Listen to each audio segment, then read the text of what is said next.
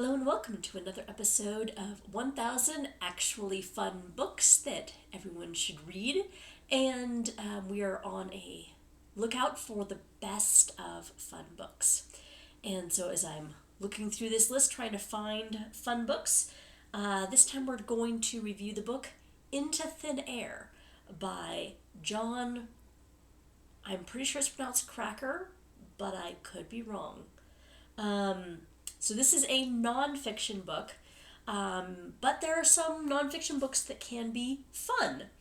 So I read this one, and the plot is a reporter got an assignment to go up to Mount Everest, and originally his assignment was just go to the base camp and investigate, report on the commercialization of Mount Everest. How it's become polluted, crowded, too many people, it's destroying the environment, etc., etc. But he's a mountaineer. He loves climbing mountains, the author does. And so he told his publisher he just couldn't do it. It's been a dream of his whole life to go to Mount Everest, and he just can't go to just the base camp at the base of Mount Everest. He needs to go, if he's going to go, he wants to go to the top. But going to the top of Mount Everest is super expensive. Like, the minimum price in 1996 was something like $65,000. Ouch! That's very expensive. So he didn't think his publisher was going to go for that. This was just going to be a magazine article, and their budget is like less than $10,000. And so he's like, it's never going to happen. But they came back to him surprisingly and said, yes, we got you on an excursion with a tour guide, basically. There are 8 other people. Go climb Mount Everest. And then tell us about the over-commercialization of Everest. He's like, fantastic, let's go. And so he gets ready and goes on this trip. Well, this turns out to be, in 1996, one of the worst disasters as far as number of people who die in 1 year, one season of climbing, practically since Everest people started climbing it. So this was a pretty horrific expedition. So the reporter is one of the few people that made it back. And this is his story on what happened. So this is obviously not going to be a funny story. This is a tragedy, very much a tragedy. It's very sober, very much just the facts. So this is a lot of reporting, not a huge amount of editorializing. There are definitely some to make it more of a story, not just, a report. But he tried, and you can tell, very thoroughly researched, giving you backgrounds on people, and he very clearly interviewed people on their perspective to try and get a well-rounded, what was everybody doing, why were they doing these things, at what time, and everything, to try and get everything to sync up to exactly what happened. So one of the things I liked about this book is this is an event, and in fact the entire thing, from any kind of mountaineering to specifically Mount Everest to this particular tragedy, I really didn't know anything about. Before I read this book, I really couldn't have told you that 1996 was a huge tragedy on Mount Everest. I couldn't have told you anything about what it takes to climb Mount Everest. I couldn't have told you anything about the commercialization of Mount Everest. So it was very educational. I was like, wow, all these things I didn't know. Like, for example, to get from the base camp to the top of Mount Everest, if you just climb, probably could take you 3, maybe 4 days, just straight doing it. But people don't do it that way. At least not in 1996 they didn't, because you need to be acclimated to the thinning atmosphere, the lower air pressure, the lack of oxygen. So what they would do is they would start here, and then they would go up, and they would come back down. And they would go up, and they would come back down. And they would rest a little bit. And then they would go up farther and come back down. But not quite as far down. And go up and down. And they would do that for a week, 2 weeks, something like that, just going up and down, trying to, inch your way up, so to speak, getting yourself used to higher altitudes, so that by the time you got to the top of Mount Everest, you wouldn't die immediately. Because if you just started at the bottom and just walked all the way to the top, you'd basically pass out and die. So they're like, don't do that. So that was, I mean, that's interesting. I would never have guessed. I didn't know. They also talked a lot about some efforts to made to clear up the area, like they would pay the is it Nepalese people, a certain amount of money per piece of trash that they take down off the mountain when they leave, in order to try and reduce the garbage that's left up there by tourists and hikers and stuff. So it was one of the efforts that they've done to try and clean things up. So it talks about all sorts of things related to this. Some of the people were very interesting, not just, obviously the author is the person you stick with for the most part and you know clearest, but he does a pretty good job of some of the other people that you're like, oh, there's that person and I know something vaguely about that person. I wouldn't say that author that was their strong suit, though. Definitely not character development, because in the end I was kind of like, wait a minute, was that guy or was it that guy? There are two guys that start with the letter B. Which one was it? So there were some things about, character development that weren't so great. But for the most part, it was okay. It was good enough that you could follow it. And there were some interesting characters. Like there was one guy who started out at sea level in, I want to say it was Norway, and bicycled all the way to the base of Mount Everest, and then was going to hike up Mount Everest. And I believe he was one that survived this, but he was one of the group. There was a group from South Africa that sounds like it was horrible. Like the person leading it was a total liar, fraud, and defunded, I guess, some people by stealing some money and lying to them, and was not helpful when people were dying. It was pretty awful.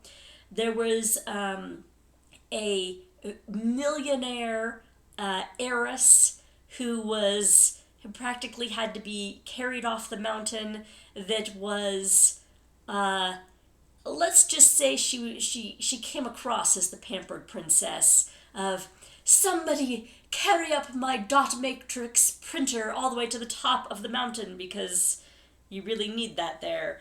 And you're just like, okay, all right.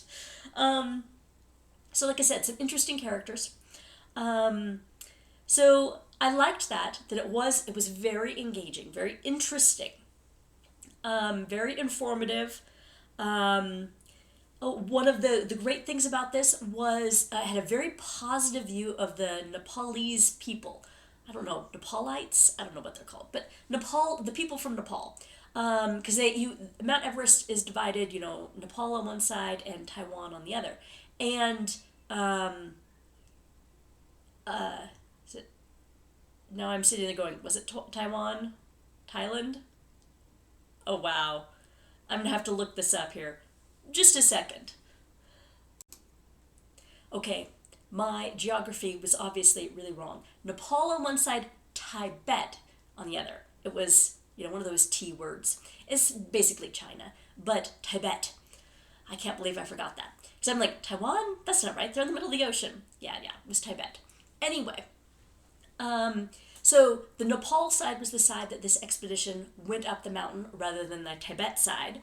And so on all these expeditions, they have a lot of people from Nepal helping all the expeditions up. So it could be the expedition could be led by somebody from Britain or France or whatever, but all the helpers tend to all be from Nepal. And it was a very positive view of these people. I kind of was like shocked and appalled, honestly, at how much the European American, tourists take advantage of these people. So what happens is, if you are one of these millionaire people that can afford to try and hike up to the top of Mount Everest, the way this works is usually you get as part of a group with a guide, and the purpose of the guide really isn't so much to lead you to the top as it is to organize the expedition. And they do that by getting a whole bunch of, let's say for 8 people, there's like 25 of these Nepalese people. And what they do is they carry all the luggage up. So you as a tourist sit there and go, I've got a little backpack and I've got like one hat and a candy bar and a bottle of water and I'm good. And the Nepalese person is like, I've got 80-pound pack of all of your stuff and the tent and the firewood and the food. And they go up first and then they set up the campsite. So when you kind of hike your way there, it's all set up for you, and then they cook for you and they melt all the ice for you and bring you the food and tell you to get up in the morning, and then they set the ropes so you can pull yourself up. And I'm like, good grief, this is commercialized. It is very much like they are doing 10 times the amount of work that these, people that are celebrated for making it to the top. I'm like, your servants are doing it plus 10 times more work.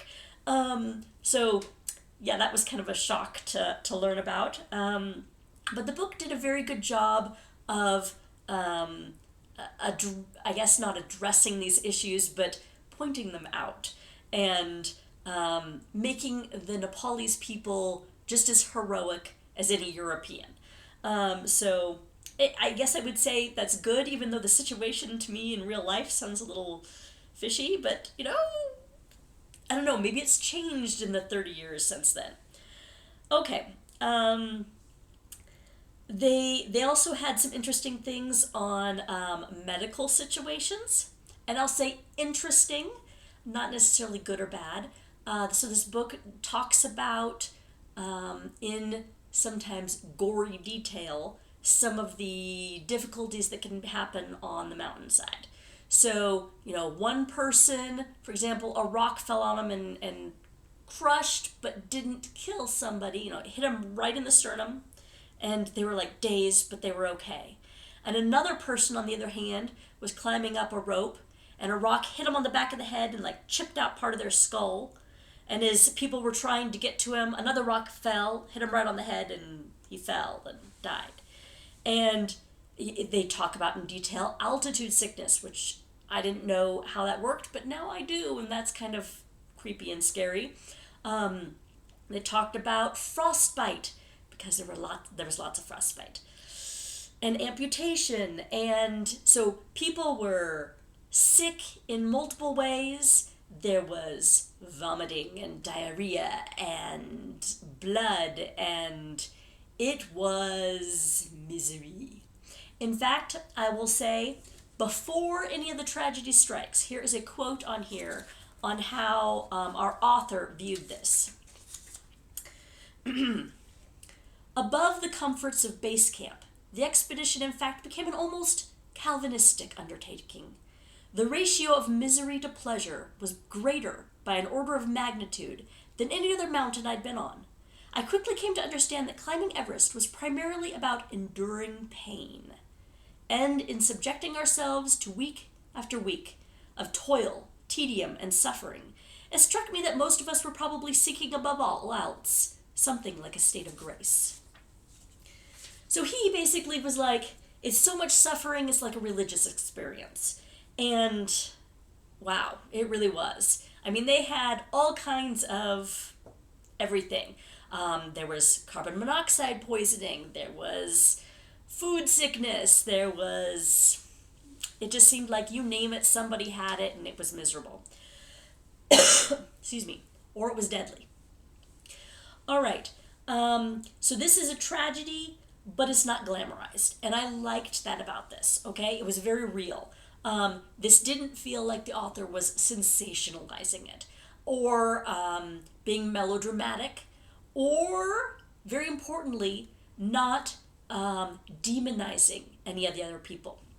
Mistakes were definitely made, and he kind of points them out, but I didn't feel like the author did, like, that was the problem, that person right there, if he just totally screwed up and got everybody killed. He didn't do that. Instead, he's like, this led to the tragedy, and this led to the tragedy, a bunch of different, circumstances led to the tragedy. It was like, if this one thing hadn't happened, maybe it would have been averted. But if this other thing hadn't happened, maybe it would have been averted too. It was a conflux of different things coming together And so a whole bunch of factors led into the death of a bunch of people. And so the author does a good job of dealing with that in a gracious manner. But having said that, he was part of this, and he said it was horrific and shocking, and he was writing this 6 months after it happened, and he said it felt very raw to write this book, because it was still bothering him so badly about this whole situation, how it ended up. He said he'd never even been to a funeral before this, and here he is, like, basically surrounded by dead people. So very visceral in the entire thing. If you don't think you can handle gore and tragedy, then this is not the book for you. It is not especially, though, emotional. Because again, and this is partially because of the lack of character development, because it's not a fiction. So they're not, making you love all these characters that are made up. Instead, they're just real people, and it just gives you facts. So you don't become super emotionally attached to these people. So when they die, you're like, oh, this is horrible. But they're not beloved characters that you're like, no, I'm in tears. So it didn't actually make me cry, because it wasn't that emotional. It was just like, oh, wow, what an amazing, horrible experience. So I would say it's not fun in the sense that it's happy, but it's very well written. So overall, I do think this is a good book. I kind of debated because it's not fun in the happy sense, but because it's good, it's engaging, it is an adventure. It's a book that after I read it, I'm like, I would totally read more by this author. I would absolutely. In fact, I would read more about people who successfully climbed Mount Everest or other mountaineering things, because it made the whole thing much more interesting. So in that respect, I'm going to give it a thumbs up. So I'm adding it to my list of 1,000 actually fun books. But I want the warnings to be out there that if those kind of, the gore and the, real life, lots of death would bother you, then this may not be the one for you. But I still recommend it, because I didn't think it was too much. Because I'm not somebody who likes horror, but this didn't come across to me, as horror. It just came across there were definitely some points that I'm like, oh, that's just a little bit much. But it just didn't strike me as, gut-wrenching in the same way that some other types of things could. So I end up recommending it. All right, on to part 2, and something slightly happier. So my son has been bugging me for 6 months or more, maybe it's closer to 9 months now, to read this book, Keeper of the Lost Cities by Shannon Messenger. So he has been bugging me because he loved this book.